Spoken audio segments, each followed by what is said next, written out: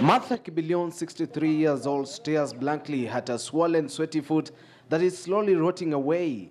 A deep wound of over 20 years, which she sustained after she was pricked by a noxious shrub locally known as Mathenge. Alikuwa siku ile promi naingia, sisi naenda kasi, kutafuta kasi ya makaa.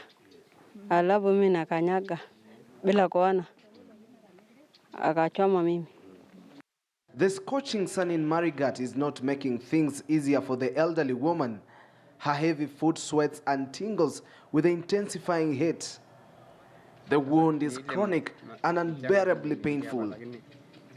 Mimi nasikia uchungu. Hii mguu mimi nafikiri nakatwa tu hii mguu.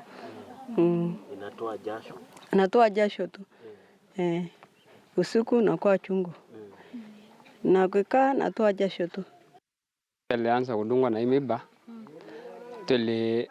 Tulifikiria tu pengine itasapona. Lakini baadaye tukaona inakuwa affected, pengine imiba iko ndani, tukapeleka kwa hospitali. Kupeleka hospitali tukakuta daktari anasema imiba hakuna ndani. Na tunaona mguu ya mama inaelekea kuharibika. Inaelekea kuchimbika. Inaelekea kufura. Martha is not alone. Several other locals have fallen victims to the wounds caused by sharp thorns borne by the shrub. In some cases, some have been amputated as wounds fail to heal, further aggravating the situation here. It is an extraordinary plant that is evergreen and thrives well in sections of Baringo that have harsh climatic and weather conditions. But on the flip side, residents here say that this tree has poisonous substance that cause chronic wounds that hardly heal. Mathenge plant, native to Mexico, South America and the Caribbean, was introduced at Lake Baringo Basin in 1983 and 1984 for purposes of afforestation and as wood fuel for locals. My name is Simon Choge. I am the Center Director of KEFRI, Kenya Forest Research Institute, Baringo Center. Prosopis has a long story.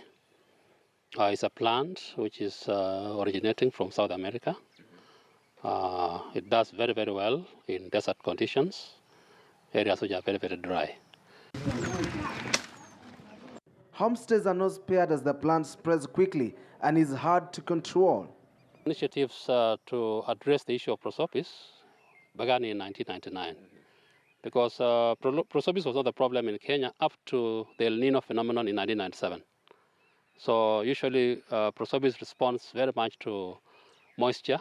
When the moisture levels increase, there is a substantial amount of prosopis that grows in the environment. So for the first time in Kenya, prosopis became an issue in 1998. Mathenge plant is, however, said to be beneficial as the pods can be used as cattle feeds when finely grinded. While research on how best to control the invasive prosopis is currently ongoing, it is undoubtedly a paradox of a plant that is both beneficial and harmful, with residents now agitating for its removal. And even as efforts are geared towards containing the invasive nature of prosopis, it remains an extraordinary plant. On one side, it has nutritional benefit, but on the other, it can be hazardous to humans and animals. Elfas Lagat, KTN News, Baringo. Well, Kenyan learners may soon have a common uniform if the government adopts a proposal by the Ministry of Education. Education PS Belia Kipsang has expressed optimism that the policy seeks to ensure safety of children, adding that having a common uniform is one way to protect students from predators.